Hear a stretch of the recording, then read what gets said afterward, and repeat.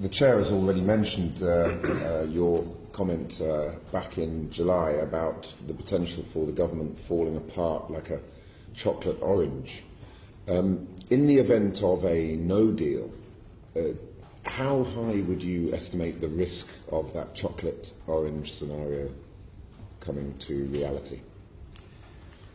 I don't think it would, because I think since then there have been a number of cross-working entities that have come into existence in government, most noticeably the Borders Implementation Group, or may have changed title slightly, I'm sorry if I've got that slightly wrong, but I think that group has been quite effective in pulling together consideration of border issues and in reflecting quite realistic assessments of risk up into central government, up into the top levels of government. So I think there is a more unified view being, and I think that more unified view is being reflected up into the Ministerial Committee.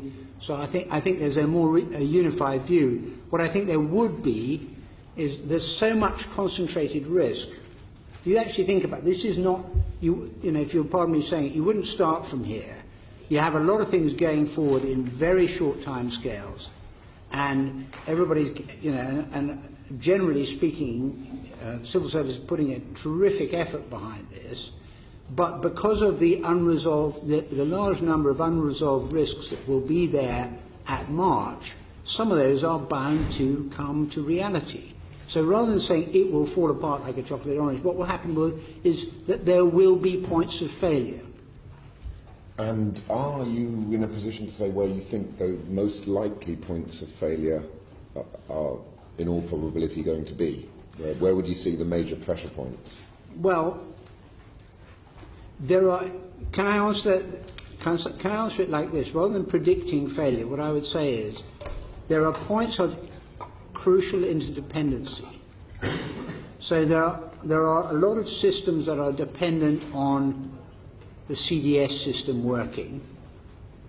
There are, when you actually analyse it, you realise that there are points of complex interdependency where if one thing works, one thing doesn't work on, or isn't ready on time, or not working properly, it has an effect across the system on quite a number of other activities in other departments. So that's one thing to say. I think it's inevitable that the areas which are going to be under most stress will be at the border. You know, and I'm not going to pick losers any further than that, but I would say at the border is where the challenges will lie.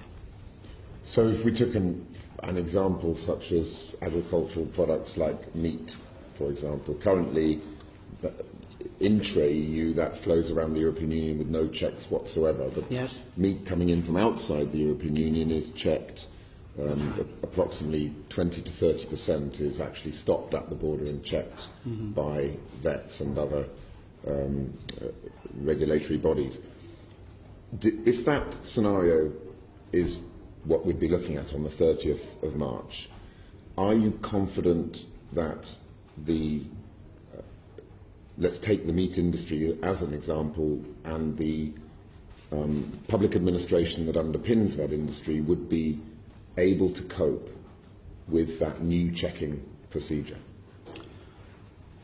Well, what I can say is this: I think that the department has thought about these, and as far as possible, they're taking action. But they're not necessarily suggesting that all those actions will be completely effective. So, for example, they're checking what capacity there is out there in the market for veterinary services for people to be available to do more certification. They're checking whether, or they're exploring areas where they could use people who aren't fully qualified vets to do parts of this work. So what they're doing in terms of mitigation is all sensible stuff. That doesn't follow from that there are no circumstances in which all those sensible actions may not fully mitigate the risk.